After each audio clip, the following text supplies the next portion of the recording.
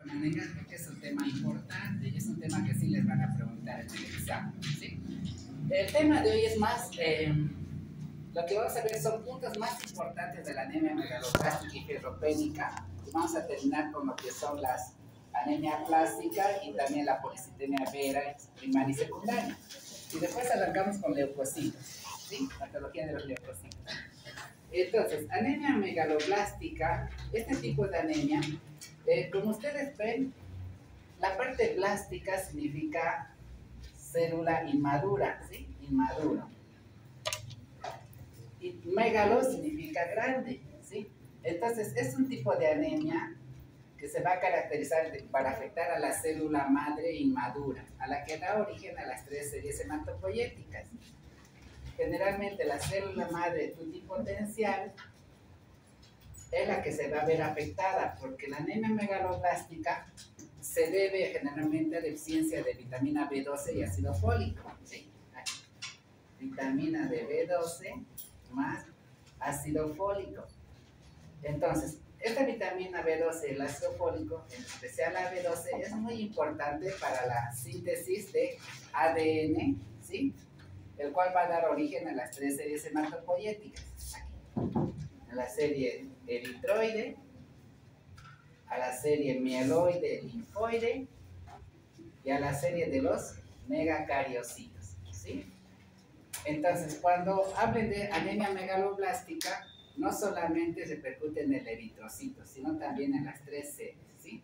Y su característica más importante, y eso en el examen les van a preguntar, ¿qué parámetro tengo que buscar en el examen para yo decir que es una anemia megaloblástica? Aparte de los parámetros, este índice, el volumen corpuscular medio, es el que ustedes tienen que buscar para decir anemia megaloblástica, ¿sí? Este de acá, ¿sí? Y en el examen seguro les van a preguntar, ¿cuál es el mejor indicador para anemia megaloblástica? Volumen corpuscular medio, ¿sí? ¿Qué más? Entonces voy a tener por una parte eritrocitos grandes en tamaño, pero también de la serie blanca, especialmente al polimorfo nuclear, va a ser grande en tamaño y va a ser multisegmentado. En vez de tener 2 o 3 lóbulos, va a tener 5, 6, 7. Y no solo eso, también los megacariocitos van a ser gigantes, pero también, al ser tan grandes, van a tener problemas en su función, ¿sí? No van a cumplir una función adecuada. ¿Está bien? Entonces, vamos a empezar con la primera parte. Entonces, este tipo de anemia es una alteración de síntesis de ADN en la célula precursora de todo lo que son series roja, blanca y megacariocitos, ¿sí? Ahora, algo que siempre hay que acordarse que esta anemia es denominada la enfermedad de las personas de la tercera edad, de los ancianitos. Esto de aquí. ¿Sí? De la anemia de las personas de la tercera edad, ¿sí? Enfermedad de los ancianitos. ¿Está bien? Entonces, ¿qué pasa? Entonces, este tipo de anemia se va a presentar a partir de la quinta década de la vida, o hasta los 80 años. Como es un complejo B12, eso generalmente tiene función con el sistema nervioso central. Entonces, cuando uno tiene la tercera edad, hay que hacer diagnóstico diferencial con dos cosas. Primero, con lo que es la enfermedad del Alzheimer, ¿sí? Alzheimer, después la demencia senil, y también aquí hay que ver la anemia megaloblástica, ¿sí? Anemia megaloblástica. ¿Está bien? ¿Por qué hay que hacer diferencia entre ambos? Porque ambos tienen problemas, digamos, en la síntesis del ADN y tienen problemas en la parte neural. Ambos van a tener irritabilidad, van a ser agresivos, poca tolerancia, ¿sí? Y a veces confundimos que tienen demencia senil o Alzheimer, ¿sí? ¿Está bien?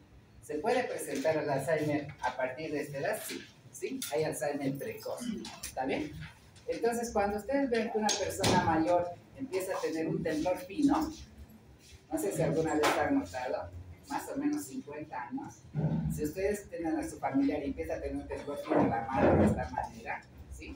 Hay que ver que no sea primero un tipo de Alzheimer precoz, se puede dar Alzheimer precoz, que no tenga que ver con la demencia senil, eso es la parte más de todo de la cabecita, ¿no? Se olvidan cosas, no reconocen cosas.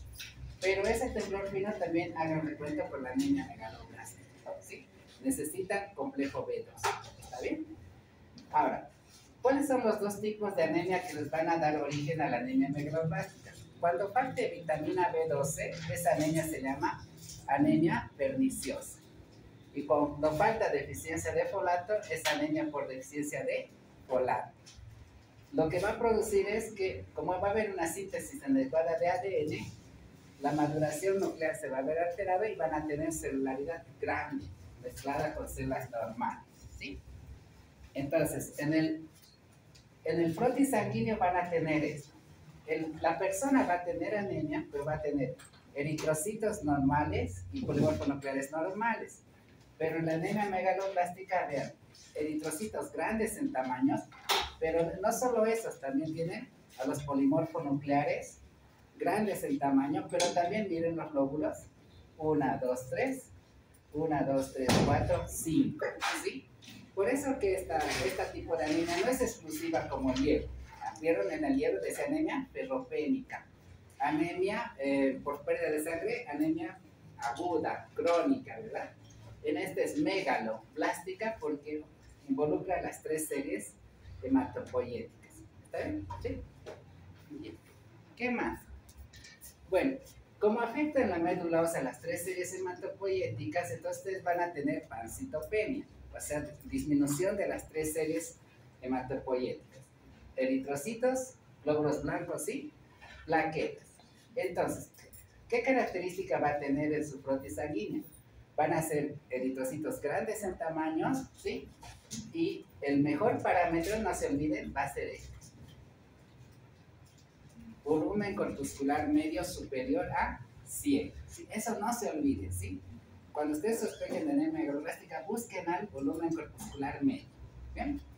Ahora, ¿qué voy a tener en este caso? Eritrocitos mayores en tamaño de lo normal, más grandes, más gruesos, o sea, anchos de lo normal, ¿sí? No van a tener palidez central, ¿sí?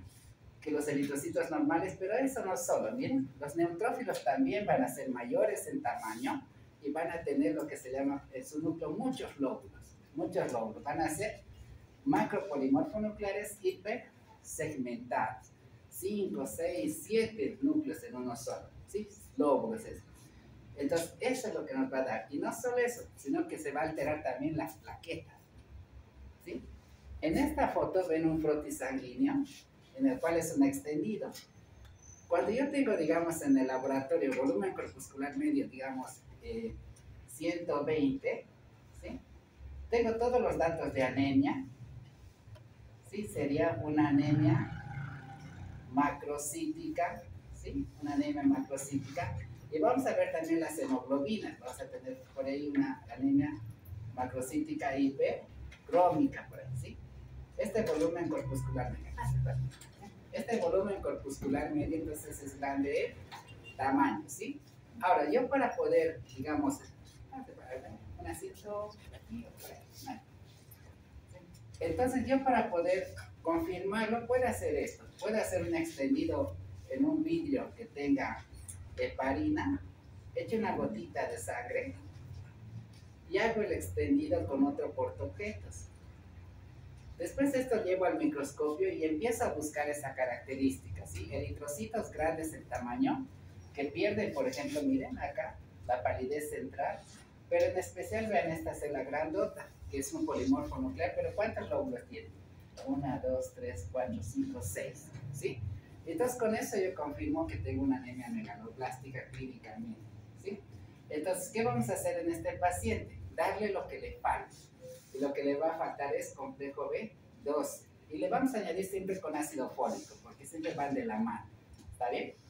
El que tiene más problema neurológico entre las dos anemias, la perniciosa y el ácido fólico, es la B12. ¿Sí?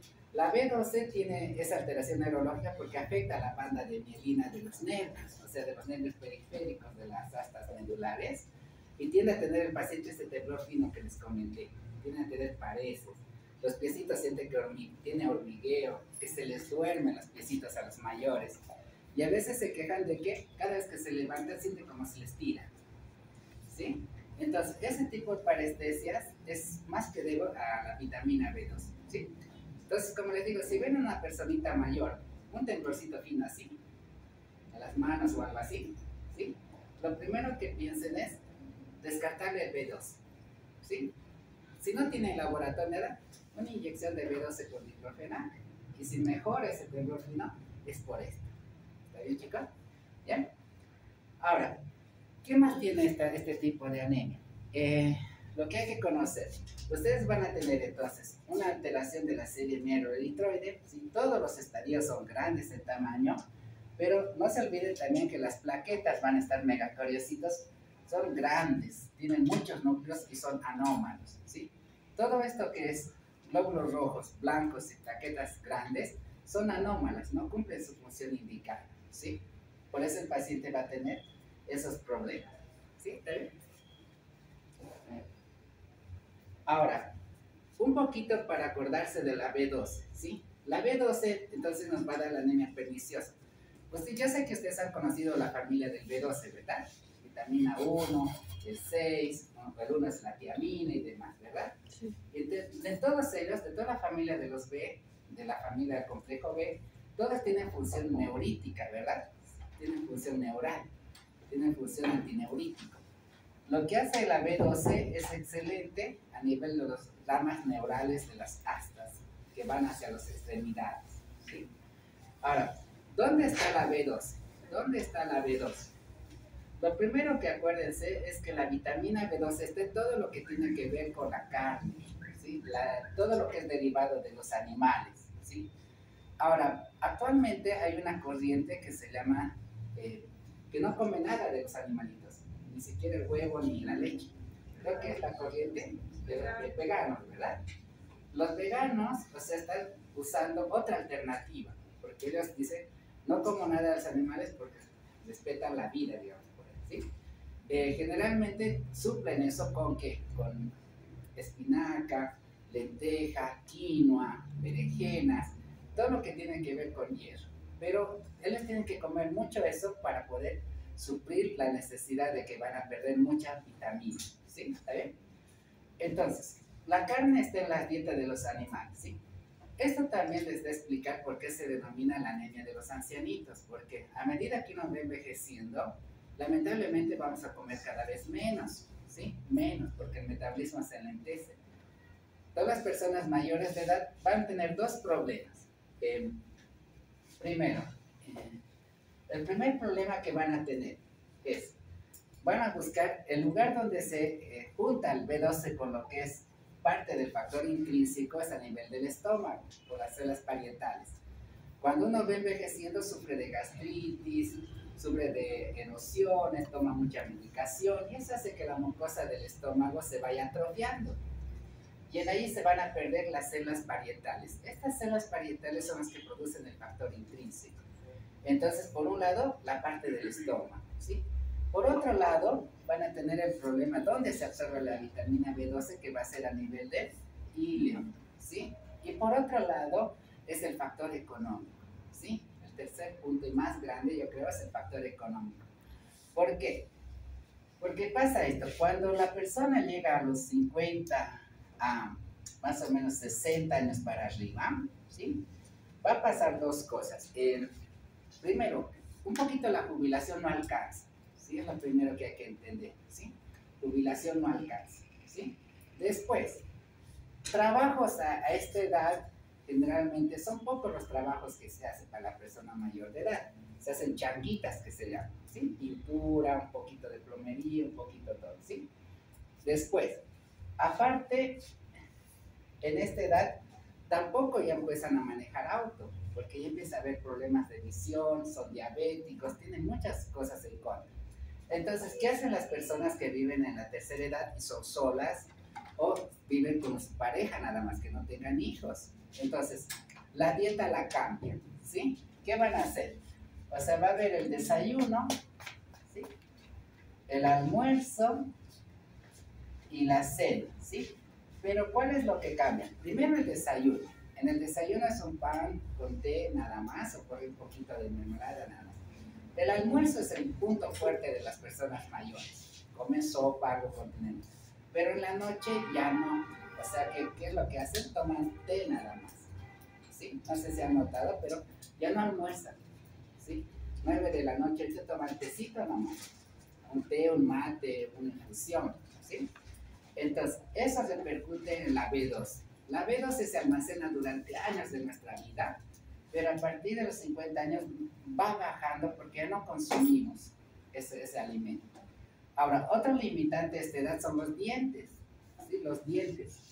¿Sí? Los dientes porque, y eso es lo que quisiera que ustedes cuiden a partir de ahora. Cuiden sus dientecitos. Vayan al dentista, háganse curar. Porque a partir de los 50, 60 años, ¿qué pasa? Muchas personas de esa edad no tienen dientes, no pueden mascar. Y la carne hay que mascar, hay que morder, ¿sí? Entonces usan placa y la placa les lastima. Entonces no van a comer carne también por eso, ¿está bien? Tampoco pueden masticar, ¿sí? ¿Está bien, chicos? Cuiden sus dientecitos desde ahora. Vayan a los dentistas, ¿está bien? ¿Ya? Bien, entonces por eso esta anemia es la denominada anemia de las personas ancianas de tercera edad, ¿sí? Por todo esto que les comenté. Ahora, una vez que la B12 pasa del epitelio intestinal, tiene un transportador, otra proteína que se va a encargar de elevar a todas las células del cuerpo que se llama transcobalamina 2, ¿sí?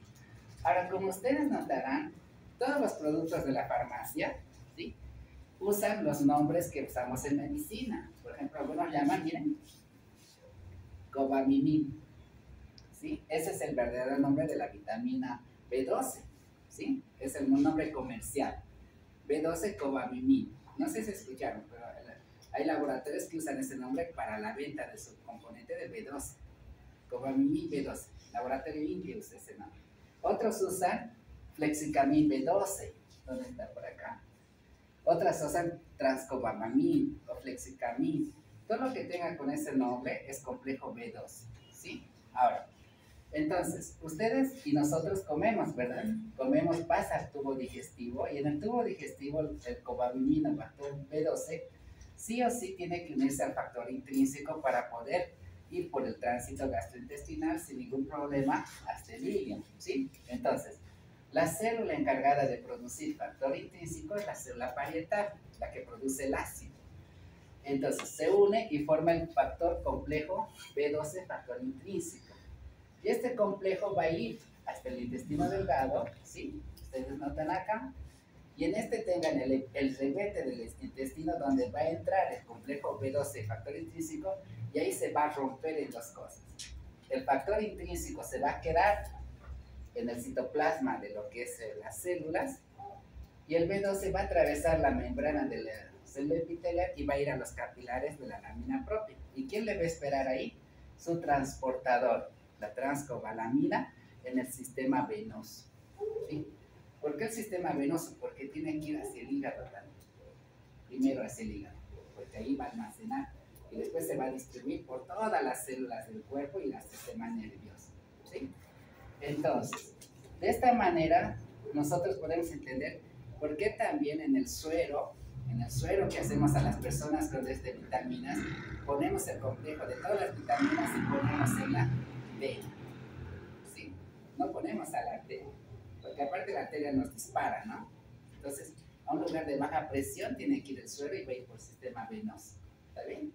Entonces, cualquier patología de una persona mayor con la edad que afecte el estómago, gastritis y demás, o hay enfermedades autoinmunes, ocasionan pérdida de células parietales, no se va a producir factor intrínseco por más que comamos, anemia megaloblástica.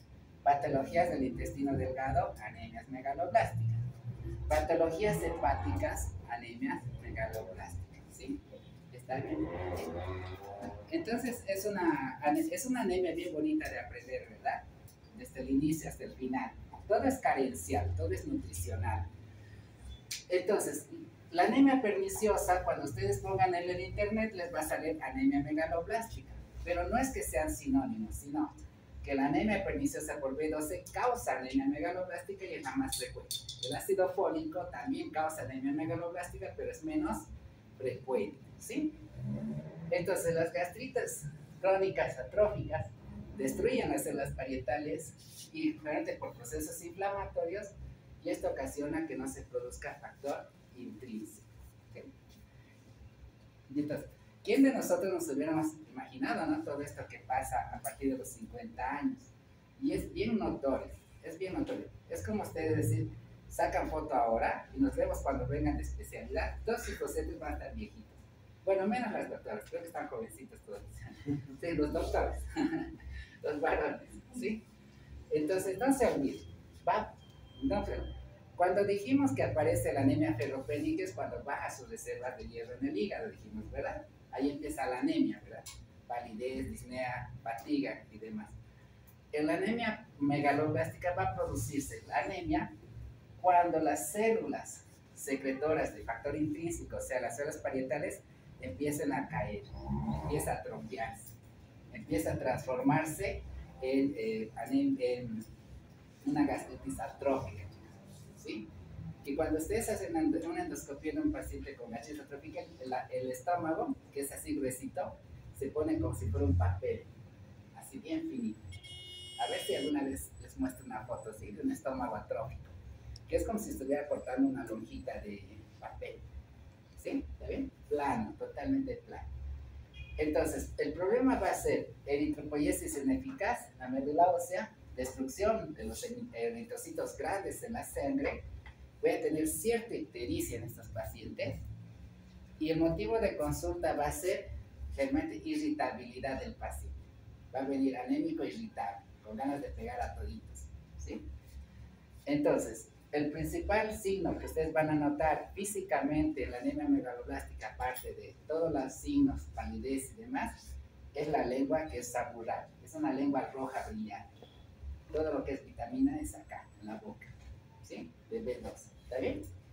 Ahora, ¿qué les pueden preguntar de esta anemia? Como el problema es en la parte gastrointestinal y hay atrofia, se puede dar una metaplasia intestinal, un cambio de epitelio. En lugar de células parietales sale epitelio intestinal. ¿Y ese se relaciona con quién? Cáncer gástrico. Es la única anemia que les puede llevar a tener de mucho asociación con el cáncer de estómago, ¿sí? Entonces, ¿qué va a pasar? Si yo tengo, digamos, en un paciente mayor de edad, 60, 70 años, una anemia megaloblástica con volumen corpuscular medio alto, está con anemia, sí o sí le tengo que mandar a hacer una endoscopía, sí o sí, ¿sí? ¿Sí? Sí o sí. Endoscopía baja primero y endoscopía alta final, ¿sí? Por esta alta incidencia con el cáncer gástrico, ¿sí? ¿Está bien? Entonces, ¿cuál es la anemia relacionada con el cáncer gástrico? La anemia perniciosa, por falta de células parietales que secretan factor intrínseco y son reemplazadas por epitelio de tipo intestinal, ¿sí? Entonces, de esa manera, yo hago un buen esquema de tratamiento del paciente que es mayorcito con la endoscopía primero baja y luego la alta. Siempre se empieza así. ¿Está bien? Bien. El sistema nervioso central en este tipo de anemia es el otro punto de ataque de esta anemia, ¿sí? En la cual la B12 es importante en la banda de mielina del sistema nervioso, de la parte periférica. Y cuando falta la vitamina B12 va a haber una degeneración de las astas dorsales y laterales de la médula ósea, o sea, de acá atrás, ¿sí? Todo lo que sale de acá atrás, hacia mis brazos, hacia mi tórax, hacia mis piernas, va a sufrir una desmielinización, que es decir, una interrupción del sistema de potencial de acción, ¿sí? No sé si hablaron potencial de acción, es cuando interviene sodio, potasio, calcio, ¿verdad? Va a haber una degeneración, o sea, va a haber una corriente eléctrica, pero se va a ver interrumpida el sector. ¿Y eso qué les va a dar lugar? Primero a parestesia espástica, esa parestesia que les comentaba, así es como temblor fino, ¿sí? Ataxia sensitiva, que son generalmente, sienten que tienen algo en la piel. Esa es la principal quejita que hemos tenido los viejitos. Dicen, me está caminando algo en la piel. Antes revisten, está toda flaquita, toda atrófica, pero revisan, no hay nada. Y aparte ellos dicen que siente como si fueran descargas eléctricas, ¿sí? tienen como parestesia. Entonces, esas parestesias a veces es de manera grave en los crucíferos porque les da jalones, estirones. ¿Sí? Les da como si estuvieran en la cama y de golpe ¡pum!, se les contrae el músculo. Y eso ocasiona dolor y puede ocasionar daño. ¿Sí? ¿Está bien? Sigue. Ahora, entonces, ¿cuáles son las causas de deficiencia de B12? Y en este caso también folato, porque ambos vienen de la mano, ¿sí? Ambos de la mano. Entonces, en este diapositiva vamos a ver lo mismo, pero vamos a usar ya también al folato también, ¿sí? Como les digo, el folato no tiene causas neurológicas, todo lo demás tiene puntos, ¿sí? Entonces, ¿dónde vamos a tener deficiencia de B12 y folato? Primero en la reducción de la ingesta del alimento, dieta inadecuada, ¿sí? Entonces, puntos claves para aprender. ¿Dónde están los ancianitos? Ahí. Dieta inadecuada, ¿sí? No es que no puedan comprarse, sino es que priorizan en que gastar el dinero. Porque generalmente los ancianitos a veces usan hasta 4 medicaciones para su día a día. Un antihipertensivo, o para la diabetes, o para los lípidos, o para el colesterol. Y todo eso cuesta dinero, ¿sí? Un dato más de esto, por ejemplo, un blister de los Sartán de 12 o de 10 actualmente está costando 170 bolivianos. Un blister nomás, ¿sí?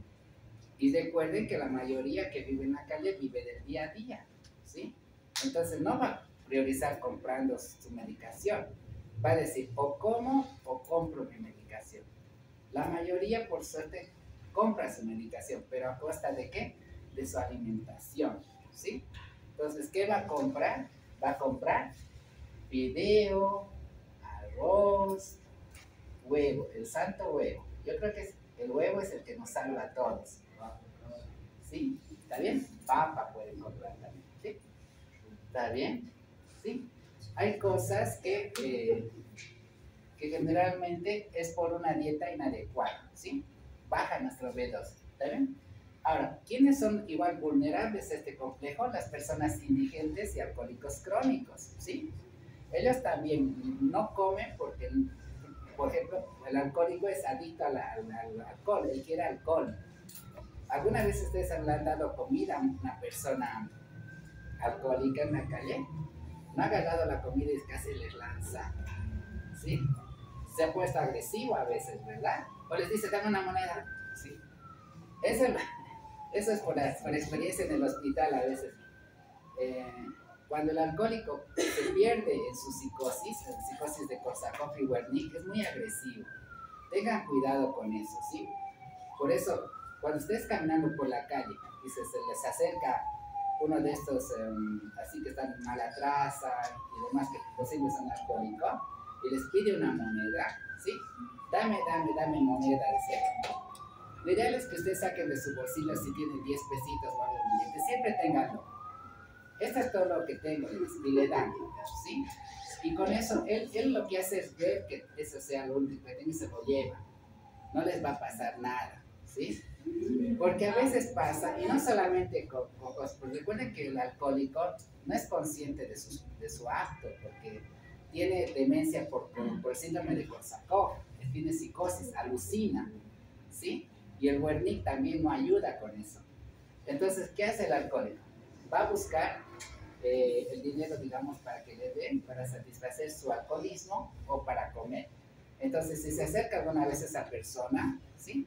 Ustedes siempre traten de ver siempre a su alrededor y siempre vayan a otro lugar. No se crucen a su lado, porque no estén en sus cabales, ¿sí? Entonces, lo que va a hacer, o les va a pedir plata y cuando ustedes tienen que dar lo que tengan, denle, ¿no? ¿Sí? Y la comida, solamente den comida, eso para que ustedes no pasen un mal rato, chicos, porque a veces el indigente y el alcohólico, cuando dan comida, puede agarrar la comida y tirarles en la cara, en serio. Eso por su delirio, ¿no? Por su delirio. ¿Está bien? Entonces, el ancianito, por suerte, la OMS ha empezado a fortificar los alimentos más de la gente más de escasos recursos. Al fideo ya le ha puesto hierro, ha puesto B12, fólico, lo ha fortificado. No sé si alguna vez han escuchado ese nombre, fortificado. Al arroz también. El huevo ya de por sí tiene mucha proteína, ¿sí? Y bueno, la papa es un hidrato de carbono esencial. Entonces, los alimentos básicos de las personas con escasos recursos se basan en esto, pero falta mucha legumbre, mucha dieta después, ¿sí? No hay leche, por ejemplo, y eso necesitan. ¿Okay? Después, aparte de la dieta del B12 y ácido fólico, la mala absorción. Aquí empiezan a ver las patologías.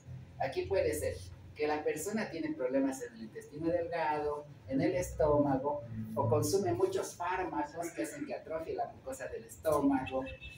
Puede haber pérdidas, miren en los pacientes de diálisis. El paciente con diálisis es el que más pérdidas sufre de todo. Calcio, proteínas, magnesio, zinc.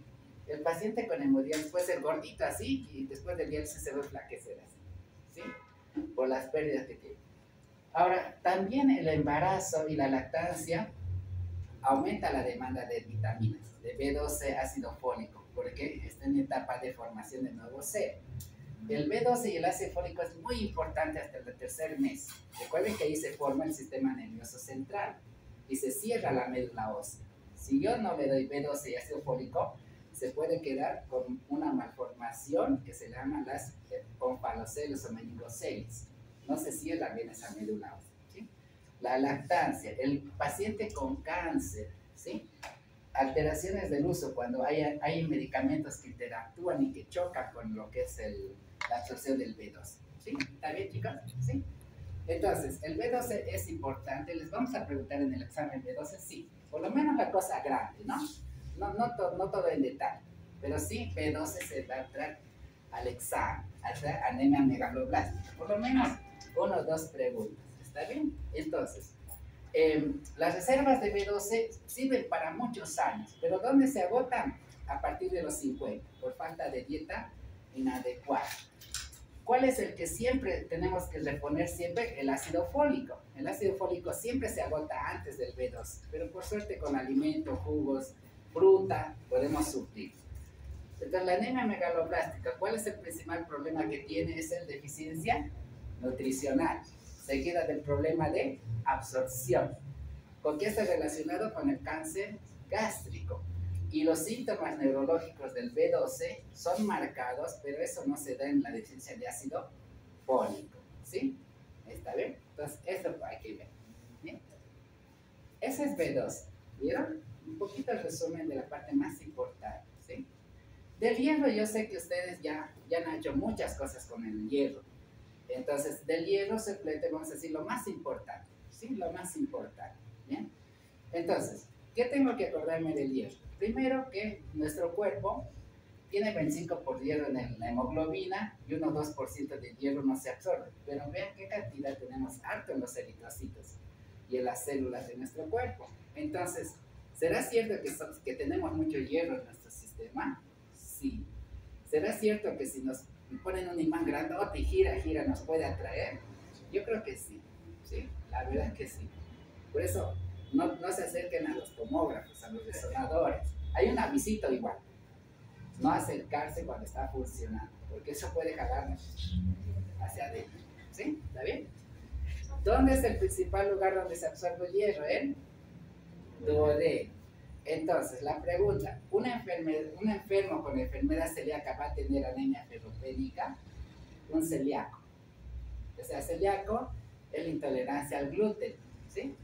O sea, cuando come maíz, trigo, soya, avena, que son los elementos que tienen gluten, el duodeno, que tiene las vellosidades, va a perder esas vellosidades momentáneamente por un factor inmunológico. Y es ahí donde se absorbe el hierro. Entonces, anótense por, ¿sí? Patología que involucra pérdida de hierro por el sistema inmunológico va a ser la enfermedad celíaca. La enfermedad celíaca, el celíaco. Y el celíaco puede estar en la niñez, en la adultez. ¿Sí? ¿Está bien? ¿Alguno de ustedes es celíaco? ¿Sí? ¿Sí?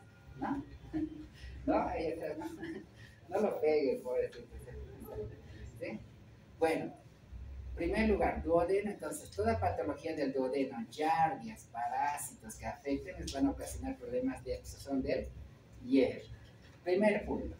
Segundo punto, el ataque del hierro, recuerden que el hierro se almacena en forma de ferritina o hemosiderina a nivel del hígado. Entonces, cuando yo investigue si un paciente tiene falta de hierro, sí o sí le tengo que pedir también ferritina o almacenaje de hierro en el hígado. ¿Sí? ¿Qué más? El transportador del hierro, ¿cómo se llama? Transferrina. El transportador de la vitamina B12, transcobalamina. De la bilirrubina indirecta, su transportador, ¿cuál es? La albúmina. De los factores de coagulación, también son las proteínas, los cofactores de la coagulación, ¿sí? Entonces recuerden que todas estas proteínas se producen en el hígado. Entonces, cuando yo tenga baja de estas proteínas, el problema ¿dónde debe estar? El hígado, ¿sí? ¿Sí? Entonces, la función más importante de esta transferrina plasmática es aportar hierro a todas las células, ¿sí? Tiene que llevar el hierro a todas las células, incluido a nivel de la médula ósea para que se forme el eritrocito, la hemoglobina.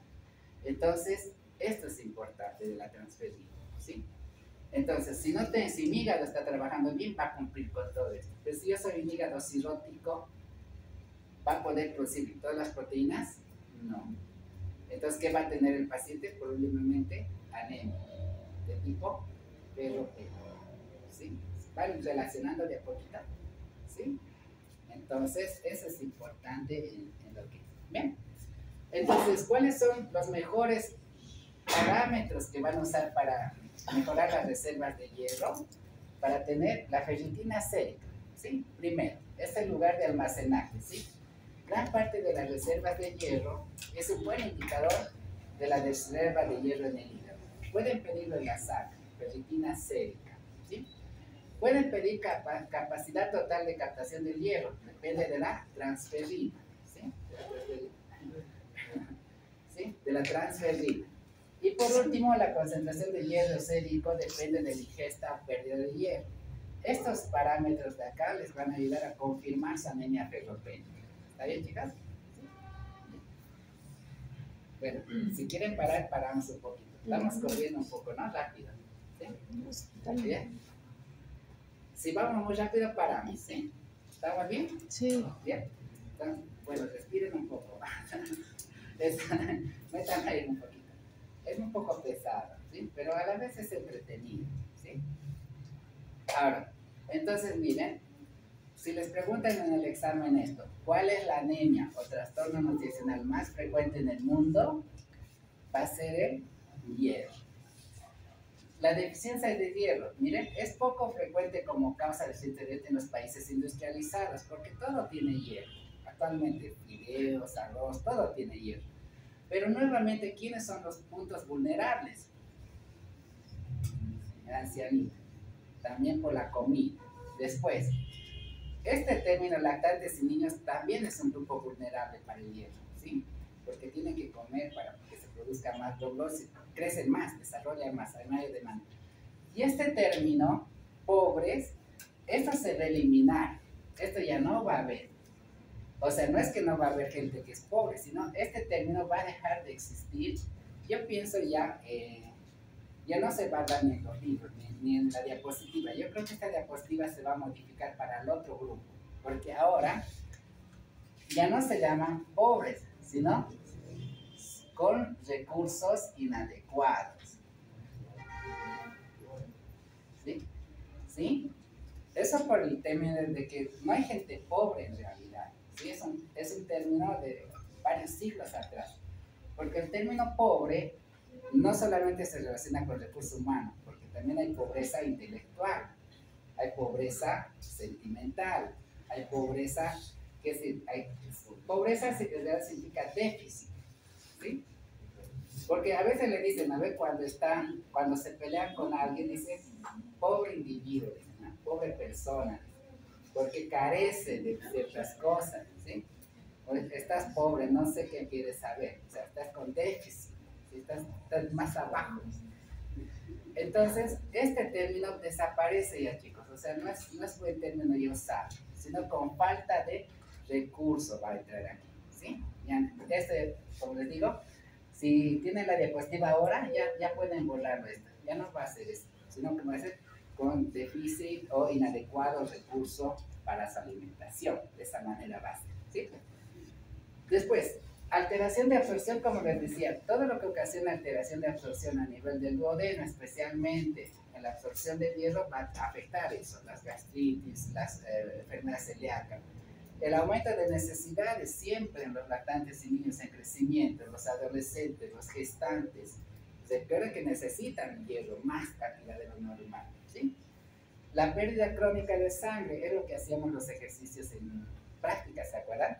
Las hemorragias externas agotan las reservas de hierro. En las mujeres más frecuentes el sangrado menstrual intenso, y en los adultos y mujeres postmenopáusicas los trastornos son secundarios a trastornos digestivos. ¿Está bien? Eso no se olvida. ¿Bien? Bien. Salvo que se diga lo contrario. ¿Bien? Ya estamos, chicos. La otra pregunta del examen. ¿Cuál es el patrón de la anemia ferropénica? Anemia microcítica hipocrómica. Pero tengo que pedirle transferrina, ferritina y depósito de hierro, ¿sí? Esto de acá. ¿Bien? ¿Qué datos de laboratorio me van a ayudar? Hemoglobina, hematocrito, número total glóbulo. ¿Y con qué lo voy a confirmar? Concentración de hierro y ferritina sérica son bajos. ¿Y qué más voy a pedir? Transferrina, ¿sí? La transferrina tiene que estar normal o ligeramente elevada. ¿Está bien? Y en un frotis sanguíneo se ve así. Prácticamente ustedes ven, parecen eritrocitos fantasma. Estos son los eritrocitos normales. Pero vean en medio de ellos cómo están. Anemia microcítica hipocrómica. O sea, tienen poca hemoglobina. Comparen con los eritrocitos que están normales. Casi no se ven, ¿sí? ¿Qué le tienen que dar a este paciente? Hierro. Eso es lo que le falta, hierro. Y ahora, aquí, ¿qué le darían? ¿Hierro por vía oral o hierro por endovenoso? ¿Qué harían? Porque escucharon hablar que hay hierro por vía oral y hierro endovenoso, ¿sí? ¿Cuál le darían a ustedes al paciente que tiene anemia ferropénica? ¿Oral o por vena? Sí. ¿Por vena? ¿Sí? A ver, ¿quiénes dicen por vena? ¿Quiénes dicen por oral? ¿Sí? Los indecisos todavía. Actualmente no se da ya por endovenoso. El hierro endovenoso no se da. ¿Por qué? Porque de 100 personas que se hizo el estudio endovenoso, 90 de ellos hicieron reacción alérgica. 90%. O sea, ¿qué quiere decir? Si nosotros somos un grupo ahorita de 50, 40 se nos dan hierro, estaríamos brincando ahorita por que nos saquen todo lo que nos han puesto. Porque dice que es una reacción fea, es una sensación fea de hormigueo por todo el cuerpo. Y empieza a quemar, ¿sí? Entonces, por eso es que el hierro endovenoso solamente se usa en casos excepcionales, en las cuales el paciente no pueda tolerar la vía oral, ¿sí? Solamente en eso, ¿sí, chicas? ¿Sí? Después no lo usen, porfa, por la reacción alérgica, según han comentado, es muy fuerte. Usen por vía oral. Si por vía oral lo vomita, tienen problemas por vía oral, recién traten de usar con delicadeza por acá. ¿Bien? ¿Saben? ¿Algunos de ustedes han puesto clocidol en vena? Clocidol o buscapina compuesta en vena. ¿Todavía no? Bueno, todavía no. Bueno, es lo que nos, el último recurso para calmar dolores fuertes, que se diluye y se pone por la vena, pero es muy doloroso, Yo una vez estuve internado por gastroenteritis y me pusieron clocidol, casi mi brazo lo sacan, porque me dolía todo, me pusieron clocidol por aquí, y desde que entró la medicación de alimento, todo mi brazo, todo el lado de la vena sentía calor, que meaba y mi brazo quería sacar un lado. Después pasó el efecto, ¿sí? Pero esos segundos que entró la inyección, lo viví como si nunca más. Por eso yo le tengo miedo al clocidol endovenoso. ¿Sí? ¿Está bien? Bien. Ya, para terminar el tema, ¿sí? Vamos a terminar. Bueno, ¿quieren que paremos o seguimos? Seguimos.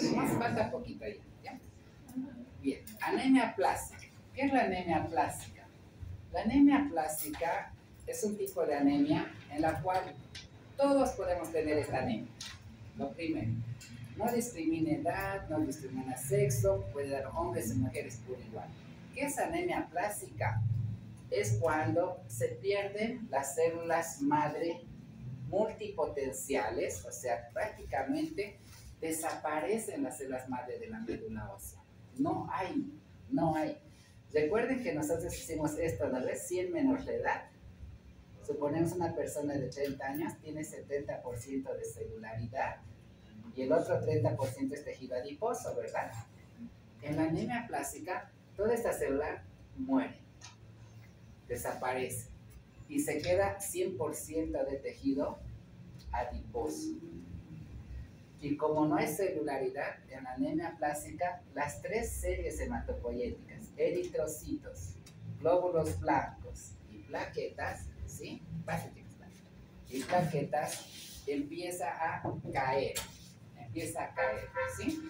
Entonces la persona que tiene anemia aplásica, que significa sin celularidad, con el tiempo va a desarrollar, si pierde eritrocitos va a tener anemia. Si pierde los glóbulos blancos va a tener problemas de infecciones a repetición.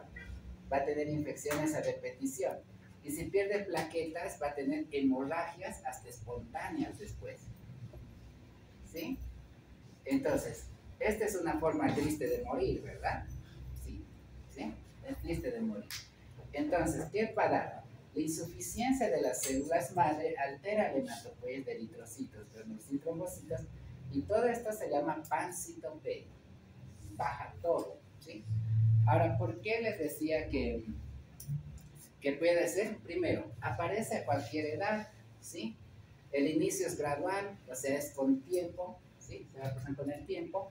Y si empieza a haber debilidad, ya sabemos, ¿no? Los síntomas clásicos, ¿no? Debilidad progresiva, palidez, disnea, si hay trombocitopenia, va a aparecer trastornos hemorrágicos, equimosis, petequias, se sigue complicando el paciente, empieza a haber muchas infecciones de aparición súbita y escalofríos, ¿sí? Empieza a tener enfermedades oportunistas, ¿está bien? ¿Sí? Entonces, cómo se ve una médula ósea aplásica de esta manera? Ustedes ven, estos son los trabéculas óseas y este es tejido adiposo.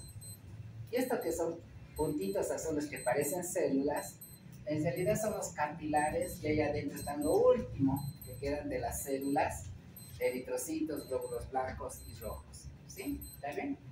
La médula es sustituida por tejido adiposo. ¿Bien?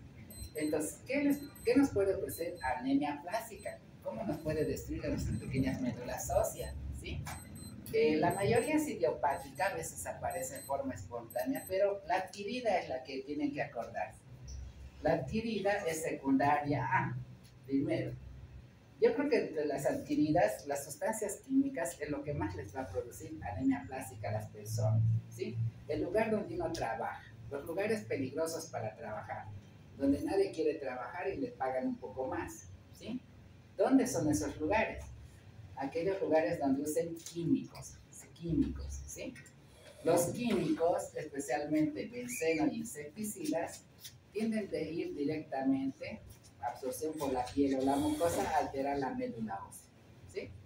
Van a ir a eso. Por ejemplo, los insecticidas. La gente que fumiga los campos, actualmente ya por suerte está protegida. No sé si ahora ven, tienen un sombrero, tienen una cosa acá que les protege igual del sol y el cuello, usan overoles, usan botas y con eso fumigan. Pero no es porque aún haciendo calor tienen que ponerse eso, porque el insecticida, si yo fumigo, digamos, las rosas y hago así, el pirinteno del herbicida, que yo fumigo rosas, si no me protejo, eso se viene y se pega a mi piel. Al principio no voy a tener sintomatología porque recuerden que es gradual, pero si eso hago todas las semanas, de todos los meses, de todos los años, me puede afectar mi médula ósea con el tiempo. Me puede producir anemia aplásica, ¿sí? El benceno, el tileno, el silol, ¿sí? Esos están presentes en los hidrocarburos y en las imprentas. En las imprentas de periódico, imprentas de revistas, serigrafía, todo lo que involucre tintas, anilinas, ¿sí? En este, el problema es, aparte de la anemia plástica, es que se empieza a infiltrar por neoplasias la leucemia, ¿sí? La leucemia, ¿está bien, chicos? Entonces, si trabajan medio tiempo en lugares así, use las medidas de protección, porque hay juicios, actualmente hay, bueno, no actualmente, ya salió el veredicto. Era un jardinero que hacía jardinería en la empresa Monsalvo. Monsalvo es una empresa grande de químicos a nivel mundial, ¿sí? De agroquímicos, ¿sí? En la cual no tenía nada cuando empezó a trabajar y después de 2-3 años desarrolló anemia plástica, después leucemia, ¿sí? Entonces él hizo juicio a Monsalvo y ganó el juicio. La empresa le tuvo que pagar creo que 250 millones así, de dólares, ¿no? Pero a costa de que de su salud, porque cuando hay anemia plástica lo que tienen que recibir es trasplante de médula ósea, ¿sí? Y aparte desarrolló leucemia, o sea, otro cáncer de la sangre. Entonces el dinero, ojalá para los familiares les ayude, ¿no? La vida no se puede comprar, ¿sí? Por eso es que las sustancias químicas actualmente hay un debate grande sobre los agroquímicos y sobre las semillas biológicamente alteradas, ¿sí? ¿Está bien? Que se llaman, ¿cómo se llaman estas semillas? Que tienen ya alteración genética. Las semillas que tienen alteración genética, ¿cómo les llaman? No me acuerdo cómo se llaman. ¿Cómo se llaman? No. Transgénicos, los transgénicos. Los transgénicos que actualmente están modificados genéticamente, generalmente es un negocio para el que trabaja el campo, ¿sí? Pero no es beneficioso para nosotros, chicos. Nos puede dar cáncer, ¿sí? Por eso es que los transgénicos, por ejemplo, dicen podemos usar para los animales, pero si uno se pone a pensar, China y los grandes exportadores donde llevan la soya y demás, no te compran soya transgénica, no te compran, ¿sí? Porque ellos saben que esa soya que va a ir para sus alimentos, que ellos consumen mucha soya. Se enteran, digamos, que tienes transgénico, no te compran.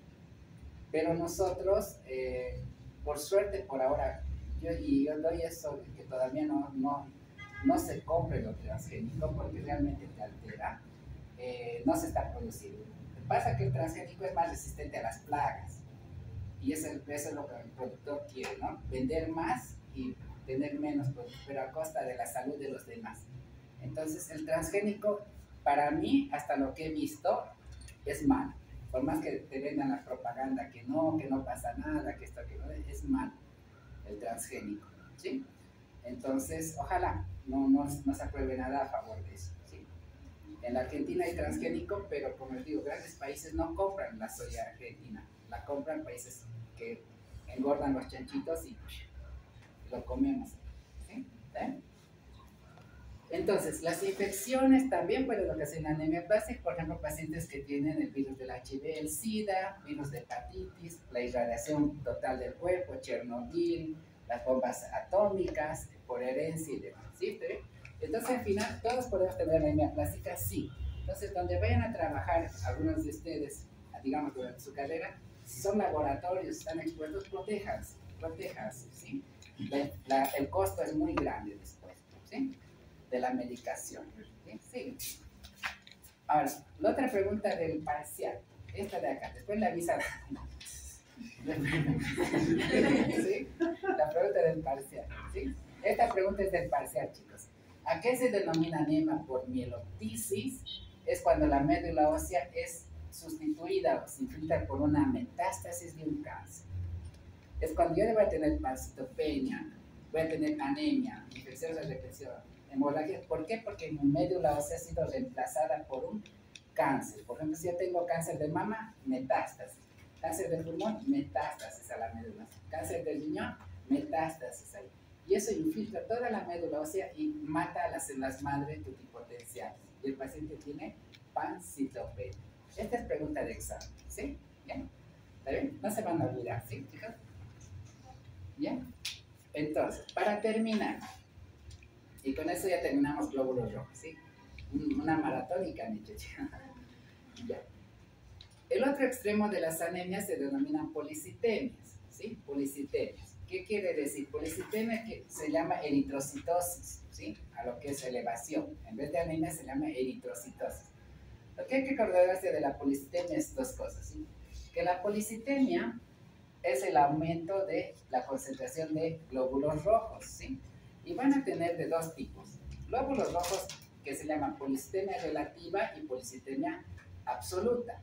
La relativa es esa falsa policitemia donde van a tener incremento de glóbulos rojos, pero de manera, ¿cómo decir? Falsa, ¿sí?